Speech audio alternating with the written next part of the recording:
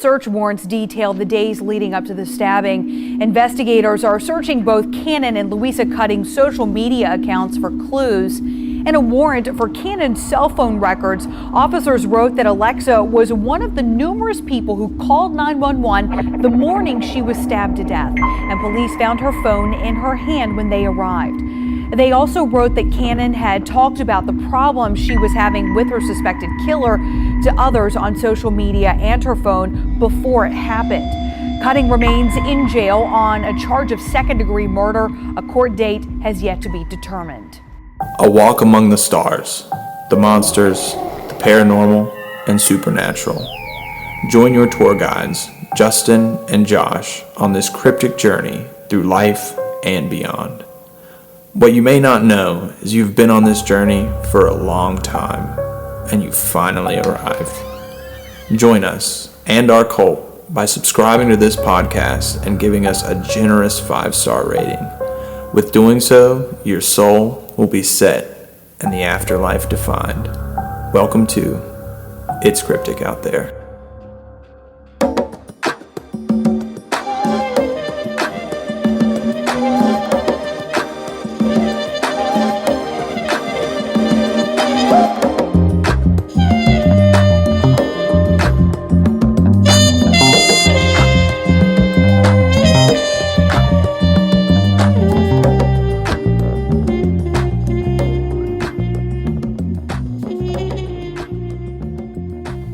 Welcome everybody to It's Cryptic Out There podcast. I am your host Justin, alongside my co-host Josh. What's up, my feral people? There we go, ladies and gentlemen. Brought it back on a special party edition. Party edition because it's somebody's birthday. Joshua's birthday. That's right. Happy birthday. Also, my sister's birthday. So oh yeah, that's right. Happy birthday. And Joe Rogan's birthday. And Hulk Hogan's birthday. Whoa. Yeah. Whoa. Yeah. When I look up famous birthdays, I'm like Hulk Hogan and Joe Rogan. That's wow. wild. Yeah. Very much so. I don't know if I have a celebrity, birthday. You probably do. Maybe. Probably like could even be like a Z-list celebrity. Yeah. Something like that. I'm like negative Z. Anyway, I have a surprise for you since it's your birthday. Voila. For the listeners, it's an envelope. oh man. Oh, this is awesome. Purple edition. I know. Oh, the purple light. Yes. Wow, look at that. It's just like the one we have hanging up. That's Yep. perfect, man. I gotta get this framed. I love this. Yeah, man. I'm gonna have to get you to sign it. Okay. You sign it too. Yeah. No one will ever know because it'll be hidden. Yeah. That's great. For the listeners, it's the poster we have behind me. It's me and Josh with the It's Cryptic Out There podcast From font. Summer Slasher. Yes. When we had the photographer come. Yes, the premiere of Summer Slasher. Take pictures of us. That was Iconic photo. iconic. Yes. For an iconic movie, too. Mm-hmm. Which we're definitely going to talk about at some point. No doubt. Watch along. I mean, we got to. We have literally to. have to. It's a must. Yeah. It's a must. So there's so much that happened behind the scenes of every single movie that Yeah. we did. So much adversity that we overcame. So much luck that we had. Pain. Pain. Literal. Suffering. I have actual blood in St. Albans. Yeah. Literal blood in St. Albans. It's So. left there for the spirits. Well, maybe one will just take my blood and then kind of what's that Pokemon? Muck, maybe, or something like that. I have no idea. Turns into, it can just morph into any other Whoa. Pokemon. Yeah, it's pretty crazy. A Josh spirit. Well, let's hope not. Let's hope not. I don't know if there needs to be two of me. No. We will be talking about spirits here in just a sec. A lot's gone on. A lot. A lot's gone on. First A off, lot. have you had a good birthday today? Yeah. Yeah. Yeah, it's been a good birthday. Nice. Yeah, I've enjoyed it as much as I can. Mm-hmm. It's been pretty chill. Your beard looks extra thick today for some Think so? reason. Yeah. I did a nice, I have beard conditioner. Oh, okay. So when I showered, I ran through the shampoo. Like beard oil or like just conditioner? I gave it the works. Oh, okay. Like shampoo, conditioner, put some beard oil in there. Yeah, that's what I'm Took getting. a brush, Brushed it out. Nice. Yeah. Well, a lot has been developing behind the scenes after the latest episode of Luisa Cutting. Yeah. So we went ahead and went to the apartment that Luisa Cutting murdered Alexa Cannon in. We contacted the complex to see if they were okay with us investigating, pretty much, because we were afraid that the current residents may have been unaware of what had happened. And, we looked it up, and there's like a lot of stuff that said that, no, they do have to let them know, but then also other stuff that said, no, you don't have to let them know, only in case of like a traumatic experience or something like that. Would you think a murder would be a traumatic experience? Exactly, yeah. So that's probably the most, the craziest thing you probably should tell somebody. Right. Yeah. Yeah. I mean, I would want to know. Yeah, exactly. If crazy things are going on. Right. I could at least, Yeah. have the Cryptic Boys come out there. Cryptic Boys. So we kind of recorded our travelings over there, and we'll play them right now, and we'll come back to you. So we are here at the apartment complex where Luisa Cutting brutally murdered Alexa Cannon. However, we're in a kind of a pickle. It's private property, and we're unsure if we would be capable of knocking on the door, and if someone were to answer and they didn't know the backstory of all this, that they didn't know that they were living in a house where the Someone most got- horrific crime, one of the most horrific crimes in the area was committed. Yeah, so, and it's Sunday, so that's the other thing too. So Try to call the leasing office. Leasing office is closed. Yeah. So that's the pickle we're in at the moment, but we'll get some shots of, I guess, the apartment, and then tomorrow, which will be Monday, we'll try and call the leasing company and see if We can at least get more information out of them. Yeah. Like what their process was. Maybe if we can even come here. Yeah. Because students haven't moved back in yet. There's That's like true. really nobody here. So yeah. That's where we're at right now, but just stay tuned, I guess. Justin, you gotta restart. For some reason, it didn't go the first time. It's recording now. You're good. Okay. So this is the door right here. Apartment G. However, the mat probably indicates that somebody is actually living there.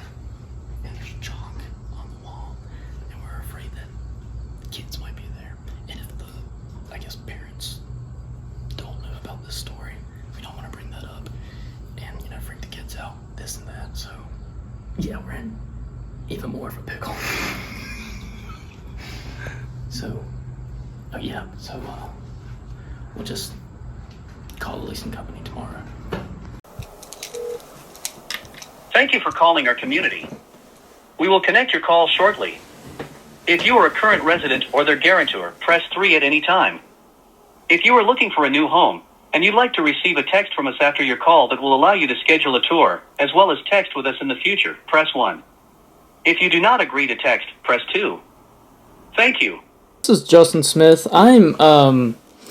I host a true crime podcast called It's Cryptic Out There, and I was just wanting to see if you are aware of the Luisa Cutting and Alexa Cannon case that happened back in 2019 at your complex.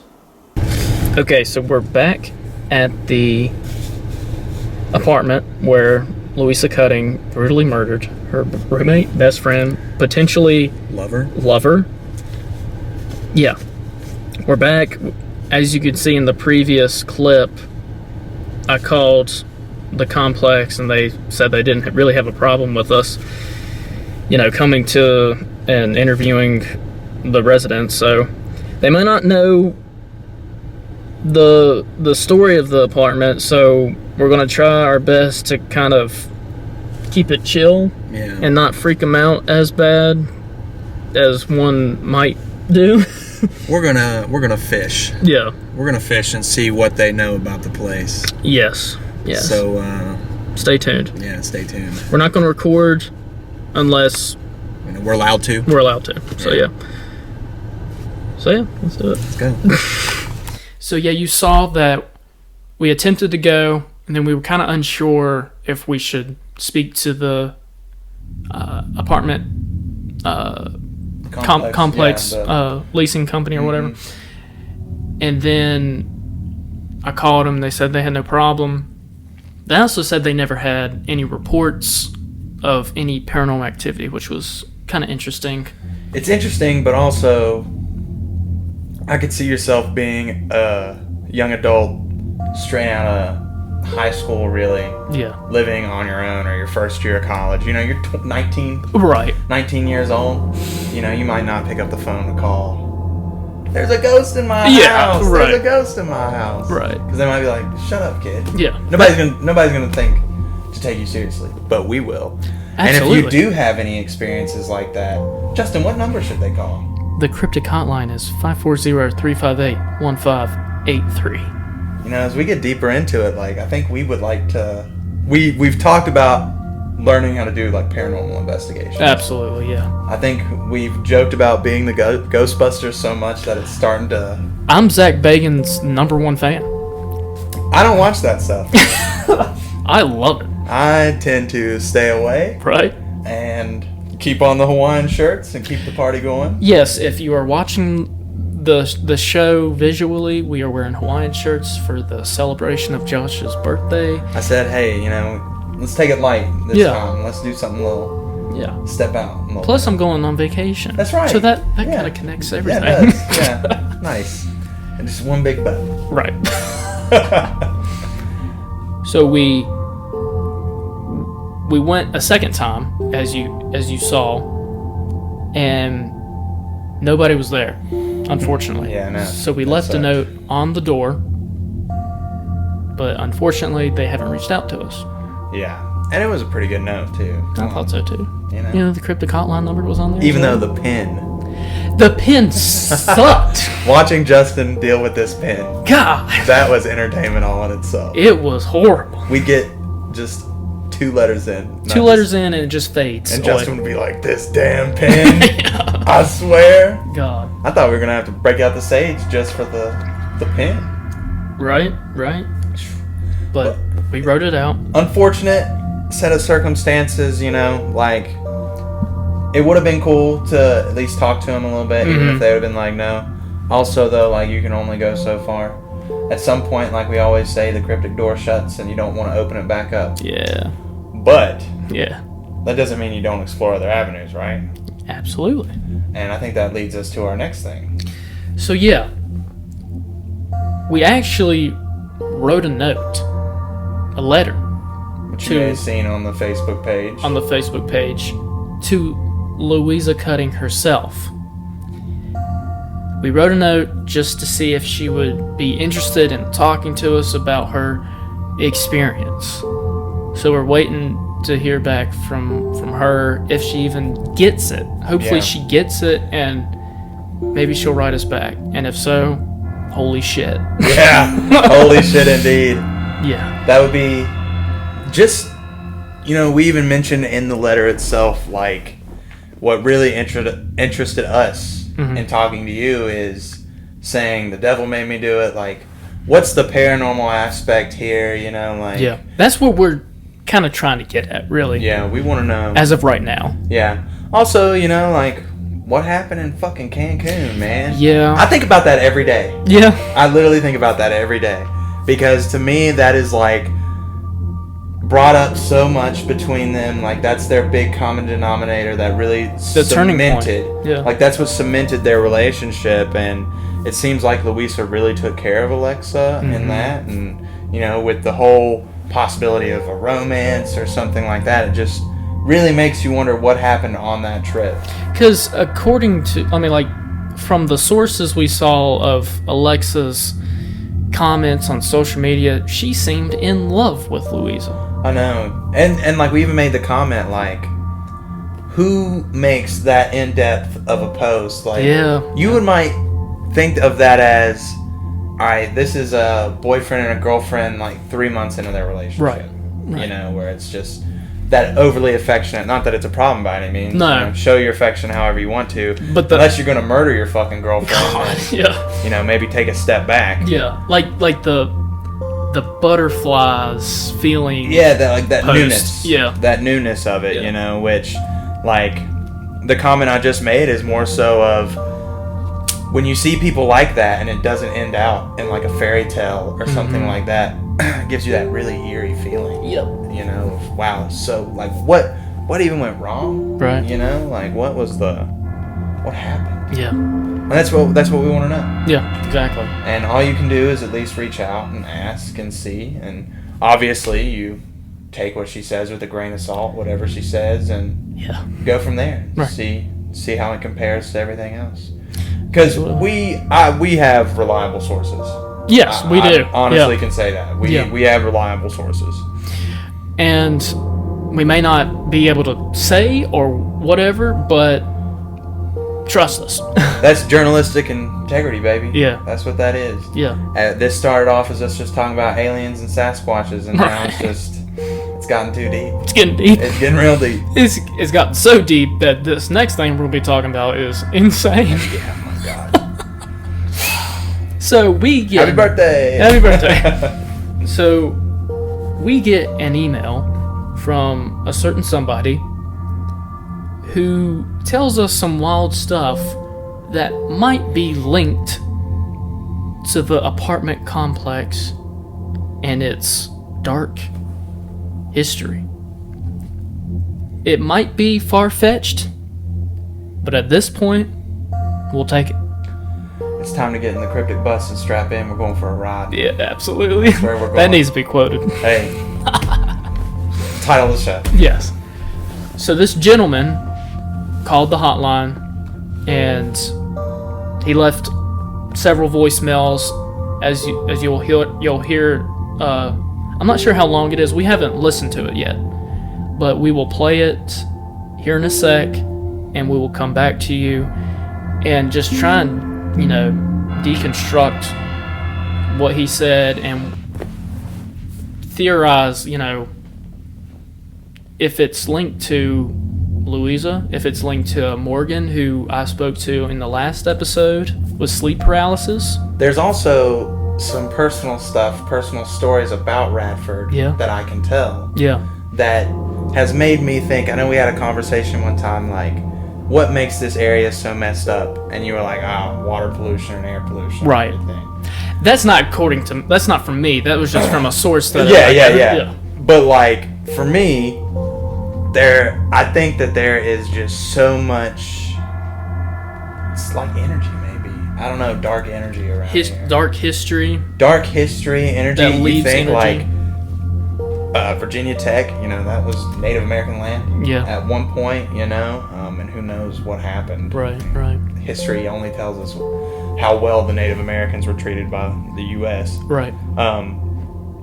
And then just, these murders and stuff that happen, and people around the area being so violent. Especially as we've done this podcast, we've uncovered stuff that, like, my parents have lived here. My dad was born in 1960 and has lived in this area his entire life. And he's seen it all. And he's a quiet guy. Right. But, like, he's never, like, even in conversations of, do you remember this murder or whatever? Like, the old Appalachians haven't talked about it. Right. That's really what it is. So to learn this now, it's like, whoa. And just in general with the podcast, like, people reaching out and talking about history of Giles, history of Blacksburg, history of Radford, wherever, somewhat close around here. It's interesting because some people want to forget about the stuff. Yeah. And it's hard for them to, revisit it. Yeah. Because I think, like, now, even though I make the jokes like I hate ghosts and stuff like that, I feel like now if I saw it, I wouldn't be as, like, Shaggy and Scooby and run in place Yeah. and then bolt out of there with a cloud of dust behind me. Right. I think now I'd be like, okay, maybe we can try and process this situation, Yeah. That might be me being an idiot, but also it's kind of like, well, if there's this other side that we can reach, because like we say on this podcast all the time, you need to listen with an open mind. Right. Take everything with an open mind, right. And try to assess of the possibility of how realistic this can be. And I think now, as we hear these stories and learn more, especially with the Gina Renee Hall, and Andy's interaction, with her and everything, just lets you know, like, okay, there's another side that can be reached, and if it's exposing itself to me, maybe it's trying to tell me something. Right. It doesn't have to be as evil as we make it out to be. Right. And like you said, people who listen to the show, watch the show, they're open-minded about this crazy cryptic stuff, whether it's, paranormal, supernatural, whatever. And like you said, it was a last episode or episode before, you want the weirds, you're here for the weird, or something like that. You are here for the weird. Yeah. And this, you wouldn't be listening if you weren't. Exactly. If you weren't here, you wouldn't click on It's Cryptic Out Here to Right. not learn about cryptic stuff. Exactly. Or to hear about it or whatever. Yes. Even if you're here for the small town, you're a local listener who really wants to hear about this murder or whatever, it's going to get weird. Very weird. Yeah. And what you're about to hear is very weird. And I know you have an open mind, just like us.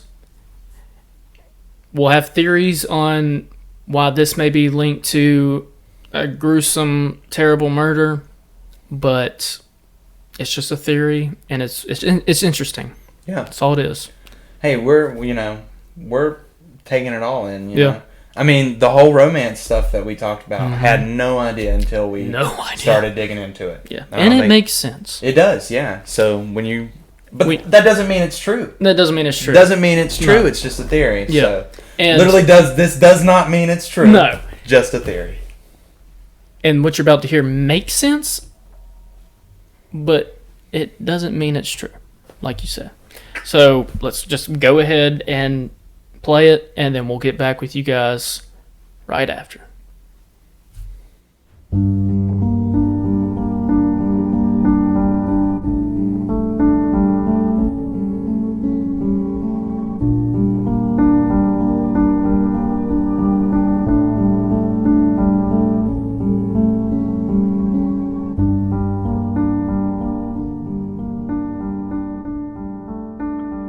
My name is Rob. I'm originally from Giles, and I currently live in Montgomery County. I'm a public safety dispatcher. I've been doing it for a long time. When I got interested in the career, I sort of fell into it as a means of obtaining financial aid when I was in college. It was many years ago, about 30 years ago. I was a student at Radford University in the late 80s and the early 90s. While there, I was studying philosophy and political philosophy. I obtained my degree in that before I went out into the wide world to get a job. When I was there at Radford, I used to hear lots of spooky tales, urban legends of a kind all across campus. A lot of times, many of the students would venture into the steam tunnels that ran underneath campus, these large areas that allowed people to access the HVAC from the power plant. There was always the urban legend that there were giant flesh-eating rats in the steam tunnels. I don't know anyone who ever saw them. I'm sure there were rats down there. But there is occasionally the story of people who went in and never came out. I don't think those were actually true. It's just another urban legend. The tunnels were pretty scary. A time or two I barely went into them. They were dark and spooky, filled with machinery, echoing, scary enough without giant flesh-eating rats. For at least my freshman year, I lived in Muse Hall, which was a 13-story building on campus, one of the tallest buildings in the region at the time. There was urban legend was passed down every year to incoming freshmen. of the dude who had hung himself from Muse Hall's 12th floor balcony. Some said it was over a girlfriend, some said bad grades. Whatever the reason, it was never confirmed. But everyone always said that was why the balcony doors were welded shut. No one could ever get out into the balconies or the common rooms from that tall building. The only experiences I ever had while working the night shift at the campus occurred during the summertime, and the campus was mostly empty. And I'd got a job there to try to make extra cash to help pay for my next year of college. I worked from midnight to 8 a.m. And around 3 or 4 in the morning, I'd get to take a break. So I'd go out and wander about campus. Late at night, eat lunch by the fountain, snag a cup of coffee at the 7-Eleven. I used to encounter a couple that strolled campus late at night with a really large dog. They were an older couple, at least in my opinion they were. At the time, I was only 20, 21. They were probably in their mid-30s. It's ancient when you're 20. They dressed in a very goth fashion, lots of dark clothing, lots of heavy jewelry. They both had long dark hair, a man and a woman. They both wore dark glasses, even in the dead of night. After seeing each other a few times, we began speaking, saying hello, and after a few more times passing the time of day, or night as it were, they were big Anne Rice fans. She was very popular at the time, the author of the vampire stories, the Vampire Lestat. They fancied themselves as vampires of a kind. They were very friendly, fascinating, a little macabre, but they weren't really dangerous. Well, I don't think they're actually vampires. For all I know, they're still wandering the campus at night. And if they are vampires, they're probably still in their ancient 30s. I also, once during the witching hour, saw what I thought was a ghost on campus. I was wandering campus on a foggy, hot summer night. I could hear the cicadas talking to each other. Everything else was dead silent.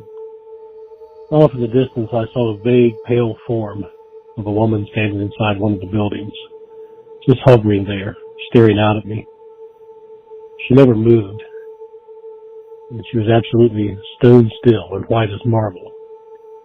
It turned out that she was stone still because she was marble. I forced myself to walk up towards her and discovered that it was the statue of Pocahontas inside the lobby of one of the buildings. The statue was a well-known campus artifact that had been donated to the theater department or to the history department of the campus many, many years before I started. The statue didn't really have a permanent home, and they would move it from building to building during the year. And at some point, someone had moved into the lobby, the glass front of one of the buildings. I remember being absolutely terrified when I saw it, and laughing out loud when I saw what it was. Well, all these urban legends were popular stories, where the things I encountered were sort of fun, spooky things. There were people that seemed to experience the real thing at Radford. I had friends who lived over some of the businesses down on Main Street, the theater, a couple of the bars. They lived in a real warren of apartments. They had twisted and winding hallways. They had doors set at odd angles. A couple of windows that basically just looked out at brick walls across a narrow alleyway between a couple of the buildings. And some of the folks that lived there talked about poltergeists that haunted the place. They could hear them walking around, knocking on doors, opening and closing doors, the usual things. One of the girls that I knew in college told me that she and her roommate apparently had a spirit in their apartment. The spirit would open and shut the bedroom and closet doors. They would hear it pacing the floor at night, just walking around the apartment, but no one was ever there.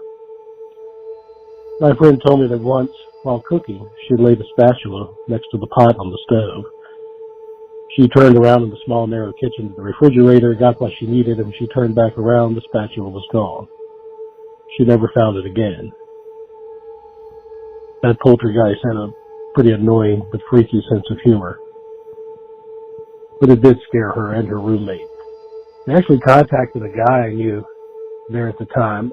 I didn't know him well. I had him in a couple of classes, and I would see him around. His name was Adam. He was a self-described warlock and practitioner of magic. They wanted him to exorcise the spirit. I remember him because Adam often wore punk-styled outfits, lots of frayed denim. He wore fingernail polish, which was very unusual for men to wear at the time. He had an actual mohawk that was about 6 or 8 inches tall that he brushed full of gel to keep up. And he wore as protection an amulet on his finger that was a cross-section of a prosthetic eye. I just found him fascinating. I didn't know if I much believed the notion that he was an actual warlock or not. But they did, and my friends had asked him to come and get rid of the spirit. I don't know what he did. I don't know if he did an exorcism ritual or just burned some sage. But whatever he did, it seemed to work. For a while, they didn't have any problem with the poltergeist. Then one afternoon, when they were there by themselves, there was a knock at the door. They yelled, "Come in," but no one actually came into the apartment. One of them got up and went to the door and opened it. There was no one in the hallway, no one in sight. They couldn't hear anyone walking up or down the hallway. They assumed it was just an accident. They shut the door and went back to their business. Very soon after that, the poltergeist activity resumed. When they mentioned it to Adam, he had asked him, had any visitors who weren't actually there. One of the things they told him was about the knock at the door, and he explained to them that when they told the knocking person to come in, that it was actually the spirit, and that they had invited the spirit back into the house. So the poltergeist was back in their apartment. I don't know if he ever tried to get rid of it again or not, but I know that they had actually let it back in. I made a note to myself at that point that for the rest of my life, I would never just yell, "Come in." I would physically go to the door to see if someone was there first. Better to take no chances. When I was at Radford, for a brief time, I dated a girl named Jean. Jean lived in an apartment on Clement. It's been so long, about 30 years, I can't remember exactly the address. One of the apartments looked very similar to the ones from the Luisa Cutting story and from your podcast. I don't know if they were the same buildings or the same complex. I know she lived in one of the buildings up the first flight of stairs. Even the picture of the door that you put on the podcast looked the same color, very familiar. So I can't swear it's the same building, but it struck me as the same. Jean had been looking for a place to live, and a friend of a friend told her that there were 2 girls that lived in one of the apartments. They were looking for a roommate. She would only have to pay a third of the rent on a 2-bedroom place. Since the 2 girls were dating and lived together, they shared a room. The finances seemed very amenable, so Jean took that apartment. Things went very well for a while. She talked about the 2 girls were friendly. They shared meals, watched a lot of television together, occasionally went out shopping or to a night out together. After a couple of weeks, she started talking about that the girls were weird, freaky. They had a vaguely goth look, the dark clothes, the dark makeup. I only met them once or twice. I remember them wearing pentagrams, but that was more of a fashion statement at the time than anything else, and I didn't think much about it. But Jean said that she thought they were, in her words, devil worshippers. When I asked her to elaborate, the only thing I remember her talking much about was that they would often chant. She said they chanted. At night, they did spells, as she called them, when the moon was full.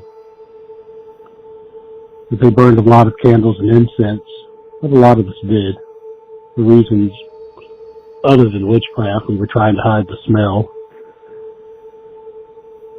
The Jews said that they occasionally do these things, not really in front of her, but they didn't really hide what they were doing.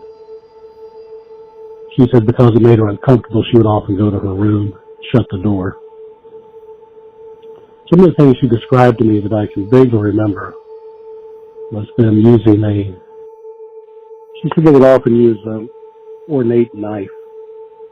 The way she described it, it had a large hilt and a large blade. They didn't use it for anything dangerous, so much as she would say, hold it up at the moon, upside down like a cross, when they chanted things. She talked about them drawing pentagrams. And she talked about them, what we call now, calling the points of the compass, calling the directions. I know these things now as part of the Gardnerian Wiccan or witchcraft practices used to call down the moon or to draw a circle of power.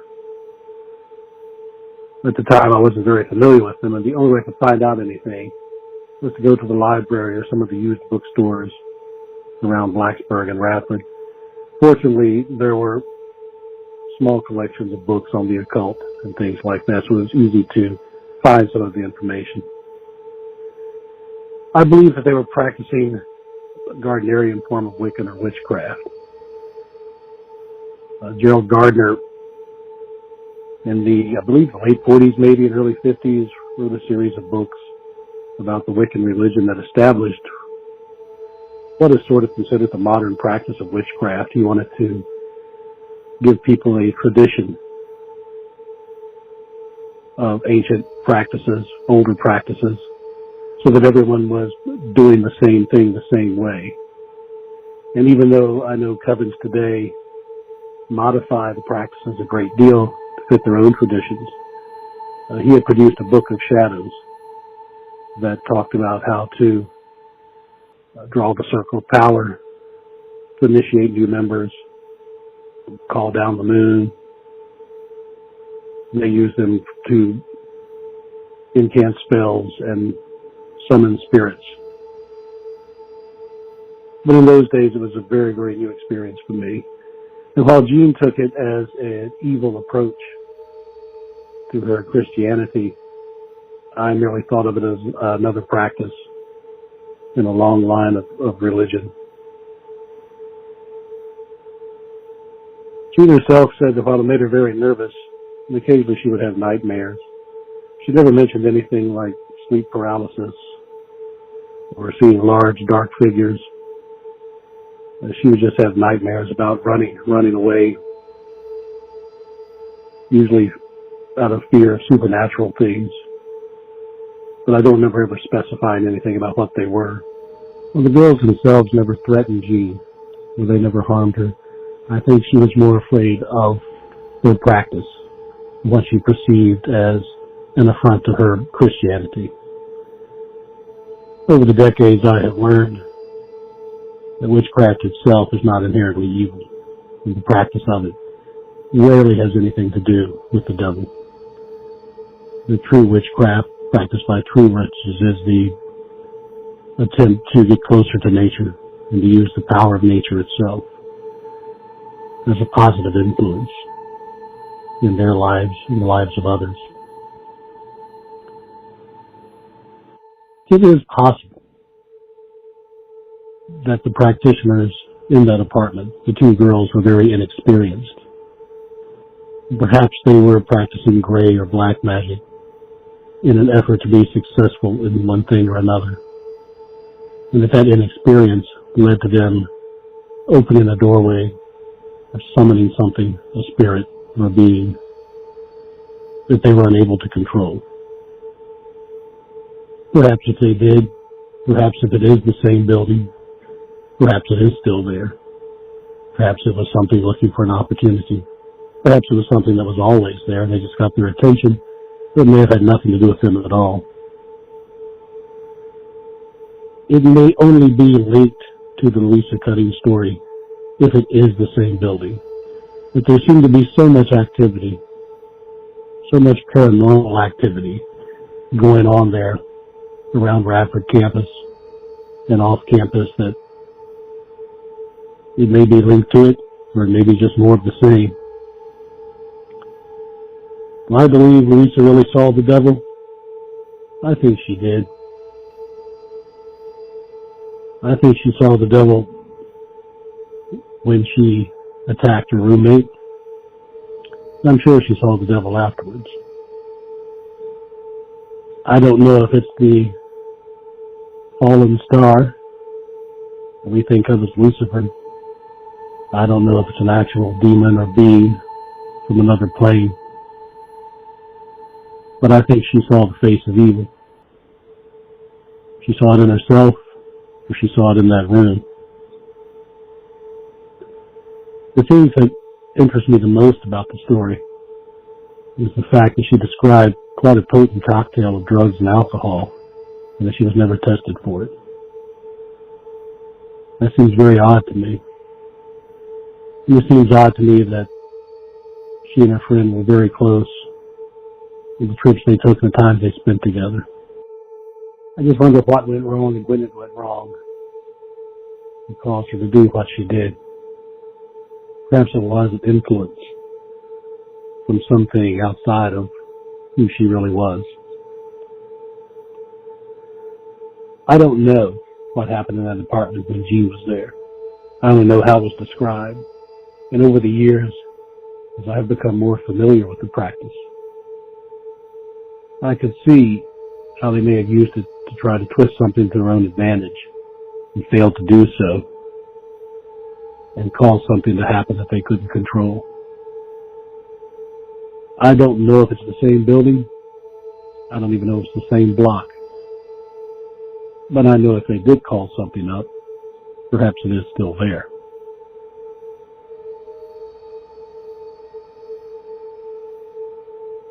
I don't ever know what happened to Jean either. I haven't talked to her for decades. But I hope that everyone involved, her and her former roommates, are doing okay. She didn't live there long, and she moved out. We lost touch, but I know she was happier not living there. I really enjoy your guys' podcast. I wish I had more exact information for you. When I was listening to your follow-up, it struck that chord of memory, and I wanted to share it with you. And I wish I could be more exact, but unfortunately I can't. Time has fogged the memory, I'm afraid. On another note, I really enjoy the true crime that you guys explore, and you do so with an incredible journalistic intent. You really dig into the information. You try to find the answers. And as I've mentioned before, what I admire most is that you never, ever make it about anything more important than the victims. And that's really who we must remember in these events. Also, I look forward to a lot more of the paranormal information from you. Keep checking around the New River Valley, speaking with people. Lots of people have had paranormal experiences. I can tell you stories they've told me. I believe people are very sensitive. And that's how that they see these spirits or these ghosts. I don't believe that I have the empathic ability to do so, but I know lots of other people who do. And they have lots of stories to tell, and I hope to hear them on your show. And there's a lot of urban and rural legends in the area as well, so keep digging those up too. I really enjoy your work.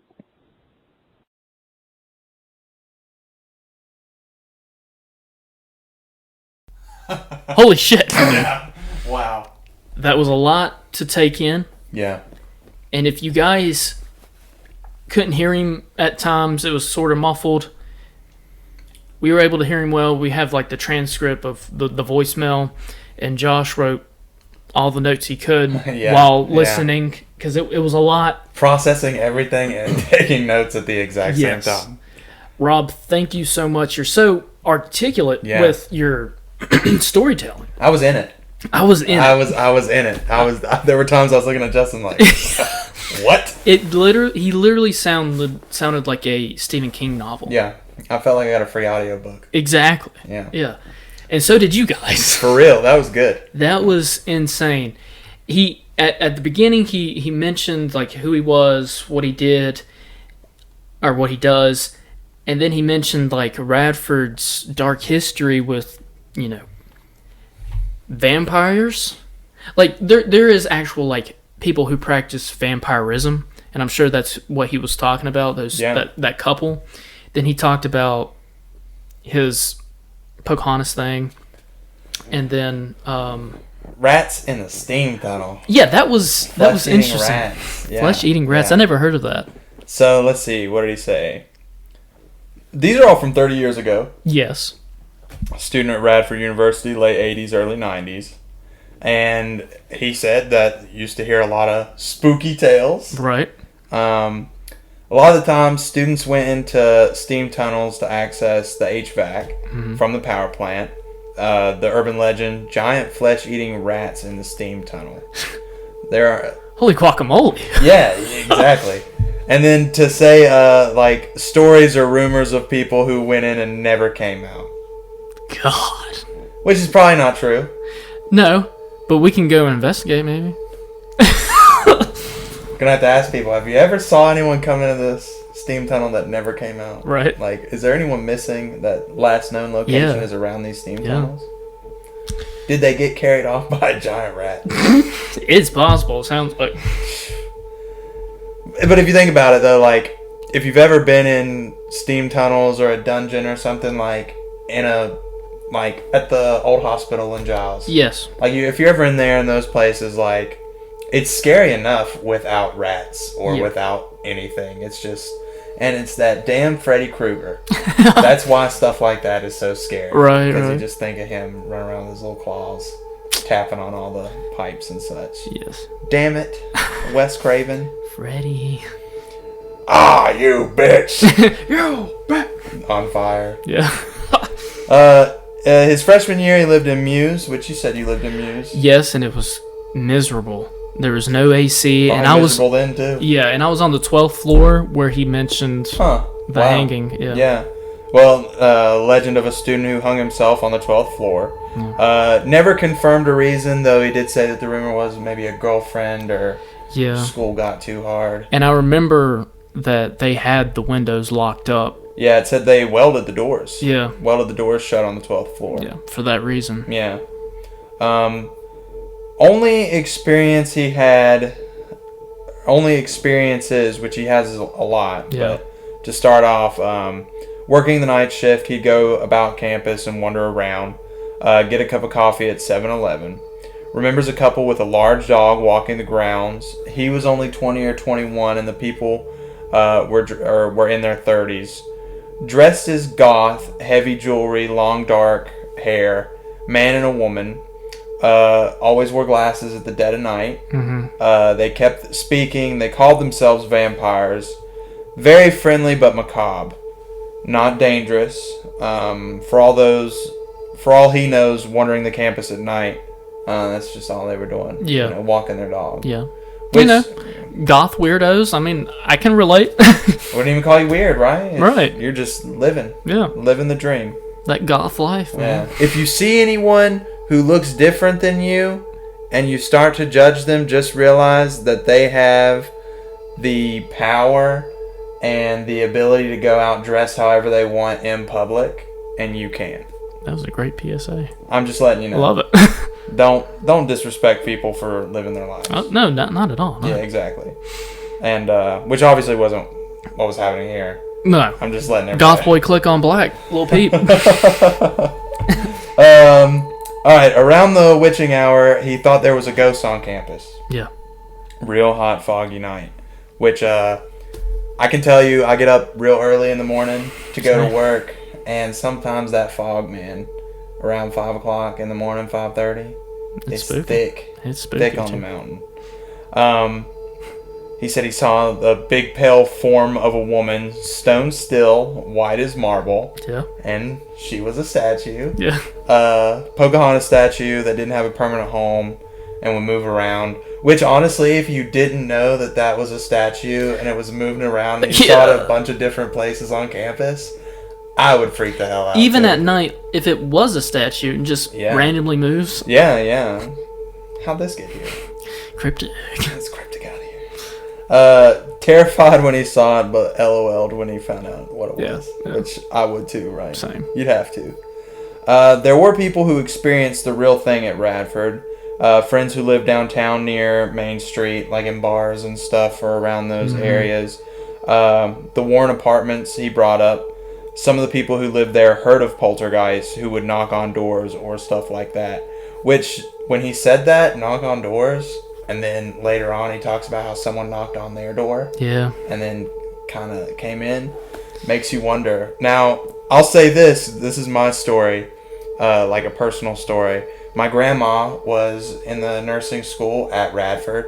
She had a story where the headmistress, and it was just her and the headmistress and everyone else had left. I think my mama had to pull like duty at Radford and work while everyone else went home. She said late that night she heard someone up and walking around and everything, and like heard the steps come up and walk by her door. And she was like, that's weird. I don't expect the headmistress to be up that late. And said she really didn't think anything of it till she woke up the next morning. The headmistress looked at my mama and said, "Were you up walking around last night?" My mama was like, "No, I was not." They eventually tore down where she stayed, and her and my papa went over there and she was going to take a brick. But when she picked up the brick, I think my papa said to her, you might be taking something else home with you than just this brick. She said she put it down and was like, okay. Wise man there. Yeah. Well, and that maybe puts it in perspective of when they tore this stuff down, especially the old hospital that was in Radford. They tore that down. Who knows what was just kind of left. Yeah. And has made its way into the college town. Well, Morgan mentioned in the last episode that she stayed in Washington Hall, which is one of the dorms on Radford campus. That's where she experienced a lot of paranormal activity. That's where she experienced a tall, dark figure hovering over her when she was experiencing sleep paralysis. Yeah. And this, my dad, he was did maintenance over at the old hospital, and he told a story of where he pulled up and looked up in one of the windows, and there was a woman. Ugh. And I think he even mentioned something like that, like seeing. Oh, okay. And that same experience of him being like, because he always told me, he's like, it's haunted. Right. It's haunted there. There's stuff going on there that I cannot explain. Man, Radford. It's full of the spooks. Right. What are we going to uncover there? Let's see. One of his friends had a spirit in the apartment, is pacing the floor at night. No one was ever there. Another friend had a spatula go missing while cooking. Yeah. And he also said ghosts had a sense of humor. Yeah, just like, Like, I took your spatula. Yeah. Which, like, some spirits do have a sense of humor. They toy with you. They're not always evil. Right. They might just be, this is funny to me. Yeah. Out of... That's a perfect thing that you said, because Zach Bagans in his book Dark World that I'm reading, he said not all ghosts are bad. A lot of people just think they assume that they're evil, trying to and that's what I said like earlier. Doesn't it, like, if I were to see a ghost now, like, it might be more beneficial to you to try to address it rather than run away from it because you don't know what it's trying to tell you. Right. This might sound real dumb, but in our movie Main Street, right? Yeah. That's kind of the whole premise of the movie. Exactly. Is a spirit's trying to tell this guy, hey, this guy killed me. Yeah. And I need you to go out and get my revenge. Like Ghost, Patrick Swayze. Yes! Yes! Rest in peace to the king. R.I.P. And they're remaking Roadhouse. Conor McGregor? Jake Gyllenhaal? Yeah. Interesting. So they contacted a guy named Adam, who was a warlock. Hell yeah. Which, if I think correctly, I think there was a wrestler or something, or some sort of pop culture called Adam Warlock. Really? Yeah. Like Adam Warlock. I'll pull that up. You just keep going. He was practicing magic. He wore a lot of frayed denim, fingernail polish, a mohawk. I also wrote here he was metal as fuck. Yeah. If you think about it, late 80s, early 90s. Love it. Totally the style. Gelled up mohawk. Oh, yeah, totally the style. He says like 8 inches tall. Yeah. Totally the style. Had a ring of a prosthetic eye that he wore. Yep. This Adam guy does sound metal. He sounds great. I would love to meet him. Seriously, right? Are you still practicing? Yeah. But he didn't believe he was a warlock, which I would totally agree. If I'm meeting up with a bunch of college kids, don't. Obviously, you're not a seasoned professional. Maybe he's just trying to impress the girl. Yeah, exactly. Especially if they're into it. Yeah. Like so, Adam Warlock, originally known as him or Adam, is a fictional character appearing in American comic books published by Marvel Comics. Oh, okay. Yeah. So there we go. Adam Warlock. Yep. I knew there was some sort of reference. Right. Don't know what he did in terms of the magic of trying to get rid of this person. As either an exorcism or he walked around with sage, but it worked for a while, whatever he did. Then late one afternoon they heard a knock and the friends said, come in, but no one was there. Like, they didn't hear anybody pacing the halls, they didn't hear anybody walking around, nothing. And then soon after that, all the ghost sightings resumed. And that kind of what brings me back to the hospital being torn down and all these possibly haunted buildings where these spirits go. Especially if you have people there who are like practicing. Right. Going through the process of summoning spirits and all of that. Didn't he mention that whatever he did in that apartment, it kind of seized the haunting? Yeah, and he said it stopped for a while, but as soon as they heard that knock and said, come in, because they told us at St. Albans after we filmed there, like, tell yourself before you go inside your home, like, hey, y'all can't come in with me. Yeah. Which I totally forgot to do. And once I left my apartment, I said, y'all can stay here. Yeah. I'm leaving. Y'all are good here. The next tenants will take care of you. Well, do you remember when we did that, I experienced some paranormal stuff, like, 2 weeks after we filmed. Like, I was laying in bed and I'm at my mom's house and I would hear footsteps walking around in the middle of the night. This was like 11, 12 a.m. Yeah. So I text Mom, I'm like, are you laying in bed?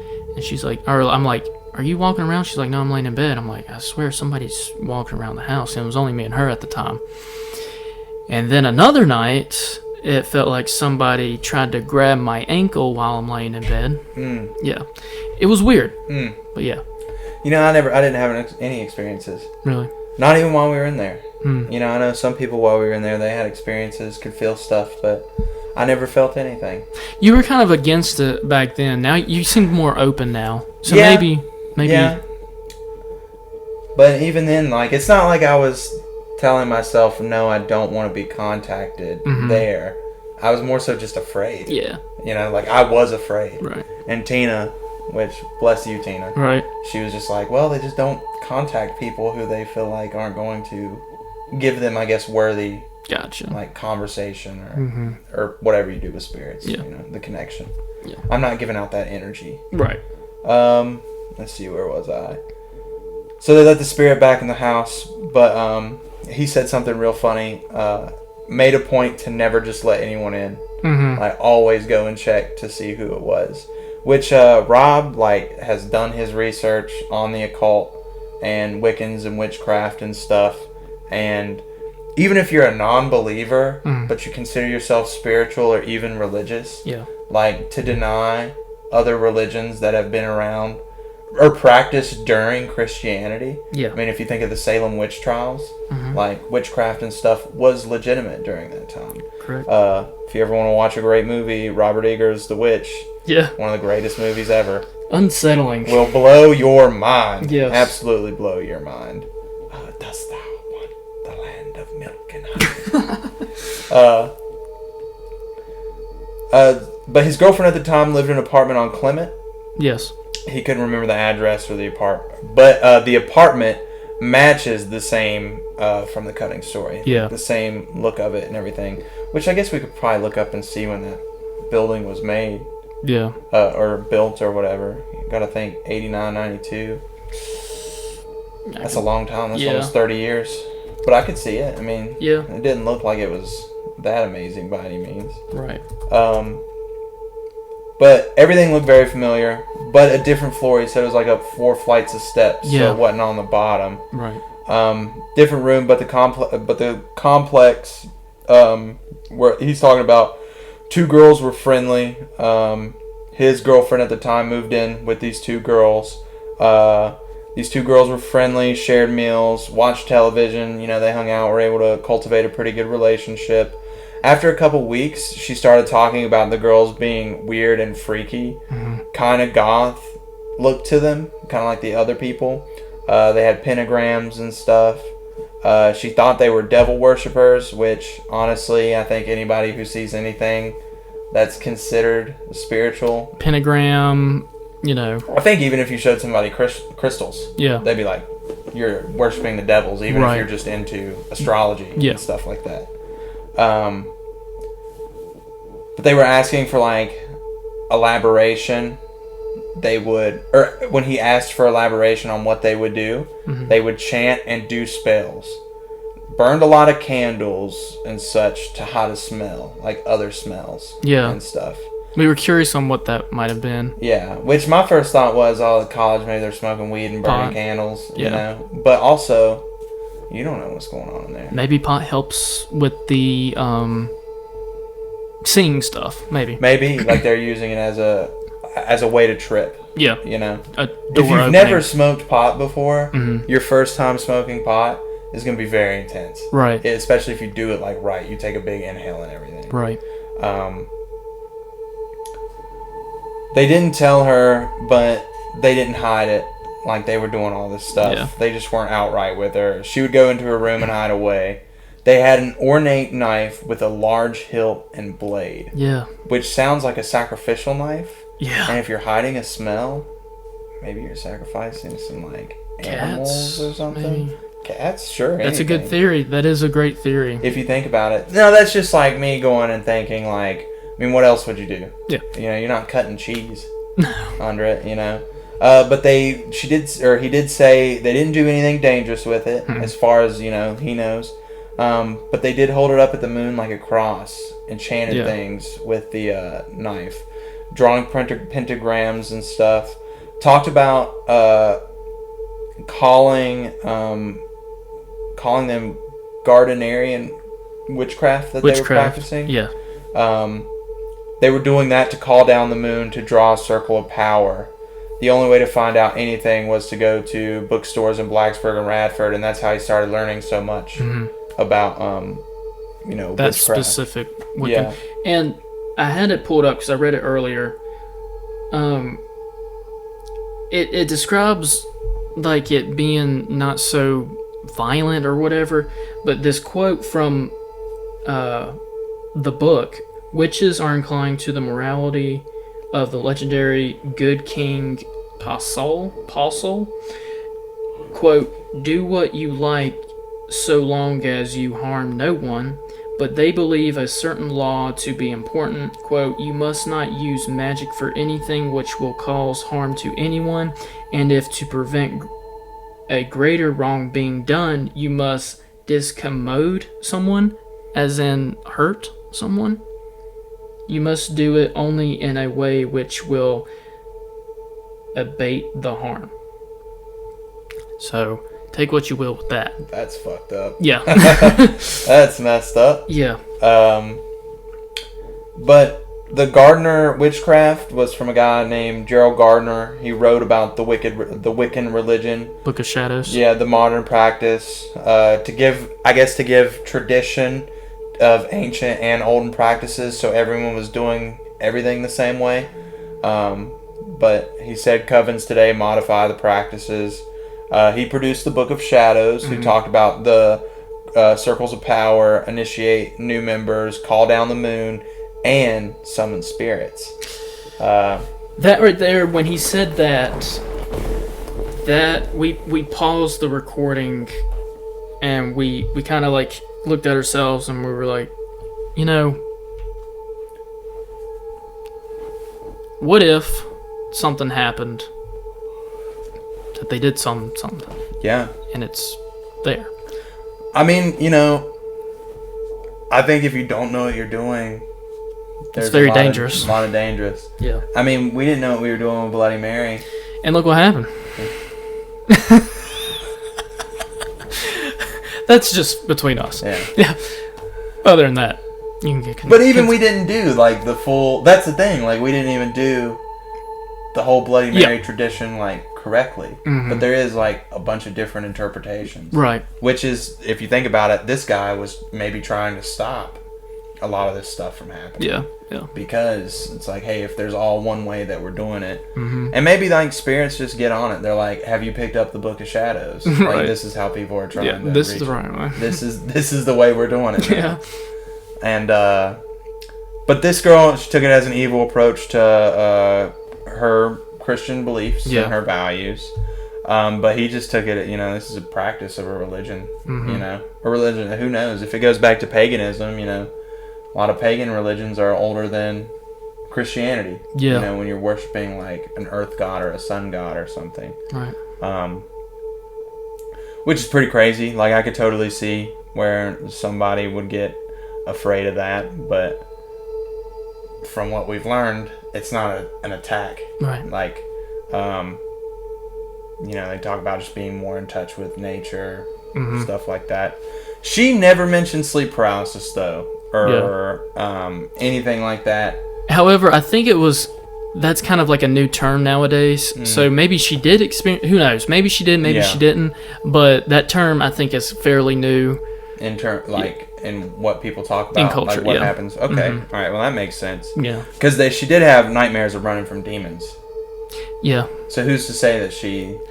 Maybe her sleep paralysis, she was talking about the nightmare, and she was seeing demons or whatever. Yeah. Maybe that was her sleep paralysis. Very possible.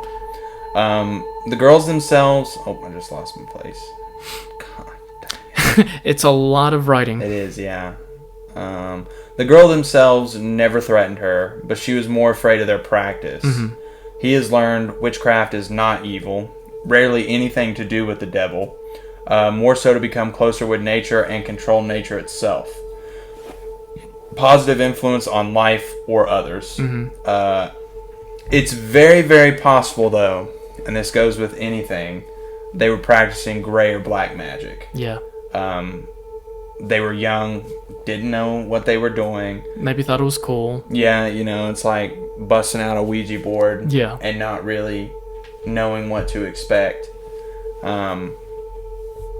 Which, like, I have family members play with a Ouija board way back maybe in the 70s, mid-70s, early 70s or so. And they said that a big head popped out. And Jesus. was talking to them, yeah. And they all ran up the steps and were like freaking out and everything. None of them have talked about it since. Jesus. Maybe we can persuade them to be on the podcast. Yeah. I have to get my mom to tell the story because it's pretty crazy. Right. Yeah, they all went downstairs, lights were off and everything. Jesus. They lit candles, prick their fingers. Oh, okay. That's just asking for trouble. They went hard. Yeah, they went hard. Let's see. Yeah, probably practicing. You lost this place I again. keep losing my place. So they were practicing gray or dark magic, whatever. Still can't find my place. Oh, there we go. They were young and didn't know what they were doing. An experience of them opening the doorway of something that they couldn't control. Yeah. Or maybe that they didn't even know that they opened. Yeah. The spirit was just like, all right, these fools don't even know I'm here. I'm just going to step out. Yeah, I'm just going to go out of here. Wreak havoc. Yeah. I am here to ruin some lives for the next 30 years. God.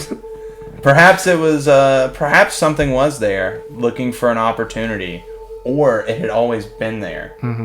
It may not be linked to Luisa Cutting, but there's so much paranormal activity going on in Radford campus. Yeah. And now it just kind of seems like Radford in general. Yeah.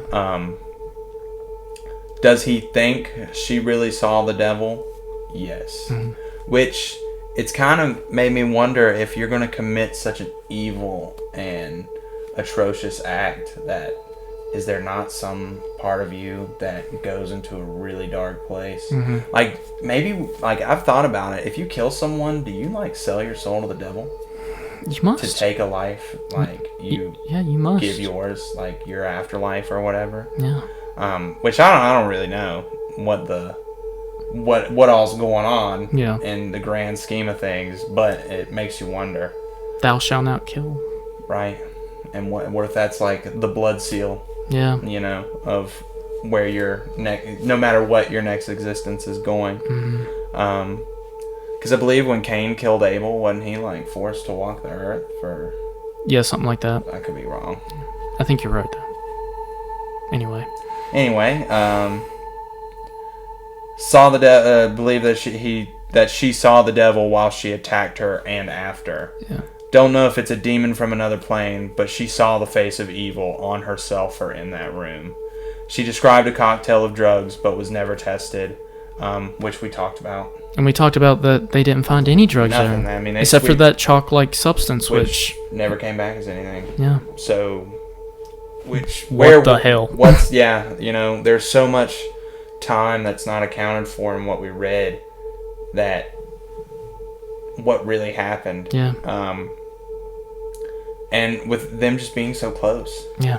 you know, as he's become more familiar with the practice, maybe they caused something to happen that they couldn't control, both Luisa and them. You know, if there was a energy in there, and maybe Luisa just had so much going on, and this was a evil spirit that thought it could corrupt her. Maybe they were fighting, like, just arguing sometimes, and the dark energy maybe lightened the fire even more. Yeah. Who knows? Like, she had that susceptibility Yeah. of having that happen. Don't know if it's the same building or even the same block. Yeah. But It is Clement Street. yeah, if they caught something, it could still be there. Yeah. You know, even if it's 3 floors above or something. Don't know what happened to everyone involved with his girlfriend at the time and his and the 2 people she lived with. But Yeah. hope that they're all okay. Absolutely. Same. We hope so too. Yeah. Honestly. Then he just went on and talked about how he really enjoys the podcast and how great we're doing, which is Yeah. Thanks. that means awesome. Thank you That so means the much. world. Yeah, Yeah. it's so cool. Always love that. Yeah. That was a lot. And they're bold claims, bold theories. The conversation should never stop at she just murdered her. Yeah. Because there's always a motive. No one ever does anything for no reason. Yeah. There's always a motive. Always a reason. There's always something that causes it. And I think that if you call yourself religious or spiritual or anything like that, it is not far-fetched to believe that someone would be corrupted by the devil. Right. Or by evil energies Yeah. or anything like that.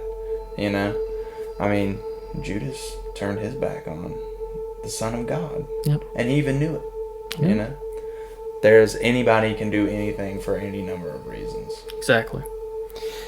So with that, was this witchcraft back in 92? I think that's what he mentioned.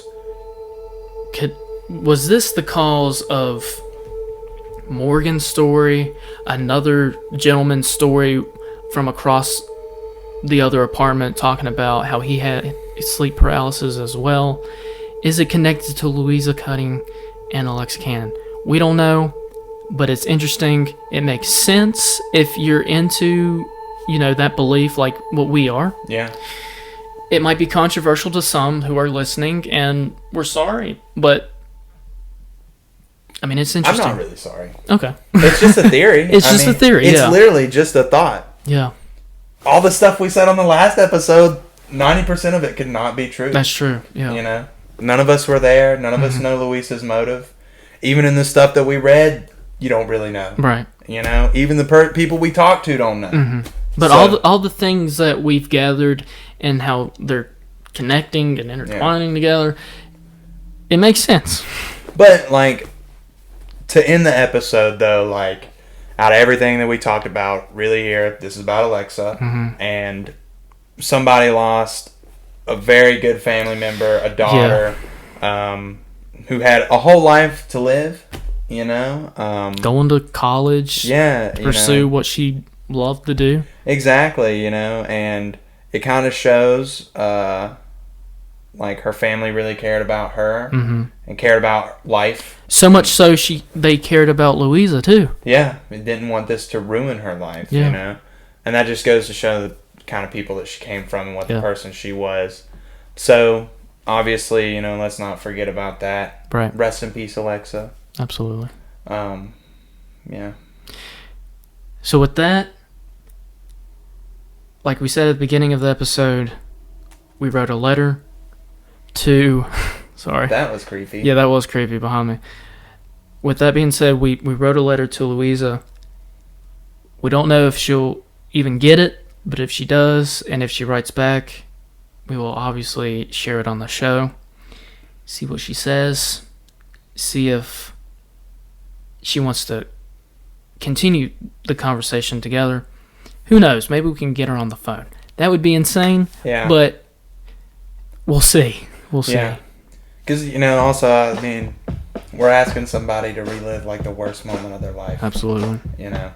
So, who knows what will happen, but... Because, you know, it's on her mind every day. Oh, I don't know how you don't think about it. Yeah. You know? It's kind of like the 911 call we listened to about the kid. Like, you could see towards the end that the shock was starting to wear off and the realization It's like, man, I'm not going to forget this. Oh, my God, what have I done? Yeah. What have I done? Yeah. You know? And maybe that's that shade of evil coming over you, you know? Because no one in their right mind is going to kill someone. Stabbing your best friend, possible lover, over 100 times. Yeah. With a kitchen knife. Mm-hmm. Jesus Christ. But yeah, if we don't hear anything, like, we might take a week off where I'll be on vacation or whatever. We might not. It just depends on Well, we can scheduling. go together. Yeah, we can throw together. Yeah. And might be a real short episode. yeah, who knows? But we'll let you guys know on the socials. Facebook, private group. It's Cryptic Out. I can't speak anymore for some reason, man. It's Cryptic Out There. It's Cryptic Out There. It's Cryptic Out There podcast on Facebook, private group, Instagram. It's Cryptic Out There. Hotline 540-358-1583. You could text. You can call like Rob. Email. It's crypticoutThere@gmail.com. And yeah, a 5-star the podcast on Apple Podcasts, Spotify. Give us a like. Give us a like on YouTube. On YouTube, yeah. Please subscribe. Yeah. It helps the algorithm. Helps us be noticed more. Because we would love to share these crazy stories to large amounts of people. Because I think they need to be heard. And really, like, the more people that hear it gives us the more people we might have something to say. Exactly. More experiences that they've ran into. Yeah. And if you've ever experienced some crazy paranormal stuff at Radford University or Radford City in general, please reach out to us. Yeah. Because we would love to hear it. If there's anything you want us to cover, anything that you want us to research or try and find out about, anything like that, you know, hit us up. We'll always listen to what you got to say. Absolutely. I don't think there's anything that we won't investigate. No. You know, even if it's like a 10-minute episode of us being like, we literally found nothing. Yeah. I'm a weirdo. I will do anything. Yeah, for real. We've gone this far. I'll go in those tunnels to find those rats. I will, I guess. And the bodies, maybe. Anyway. Validate that. Yeah. Josh, I got one more thing to say. You know, we just 20, huh? We just held hands for a sec. I know. 25 was awful for me. Yeah.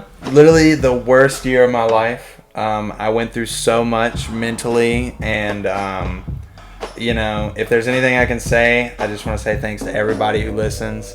The podcast, even in my darkest times, has brought me some of like the brightest moments of my life. So I'm very appreciative of it. You know, everyone who has just nice things to say, everyone who's wished me a happy birthday on the Facebook page. More importantly, though, like, if mentally you're struggling and you have problems, go get help. Yeah. Go get help. I have to be completely honest. I recently have been medicated, and it's changed my life so much to the point that, like, I used to hate waking up every morning just because I hated living. Now I'm so excited to, like, wake up in the day because every day is new. It's been a mindset change and a perspective change, and you know. Medicine helps. Sometimes, like, yeah, it does. And sometimes I literally just sit here and think, like, I'm so happy that it's not fair. If that makes sense. Yeah. I'm so happy compared to what I was, that the reason I say it's not fair is that everyone should feel this happy, even if you don't. And I don't even have a ton of shit going on, guys. It's not like I'm living some grand life, won a lottery, I'm hanging out on a yacht by any means. I am just happy and content with where I'm at and what I have. And to me, that is like the greatest gift that anyone can get, is just being happy and content with what you have. So, you know, just go out there and get help if you need it. Cryptic Boys always got your back. I couldn't say it a better way. Josh, we love you. I love you. I love everybody. Loves you. Yeah. I love everybody. Yeah, man. Love them. They're so cool. Yeah. Everybody's great. Well, thanks again for being on and being my partner in crime. Love you, buddy. Love you. And everybody, lastly, watch your back. It's cryptic out there.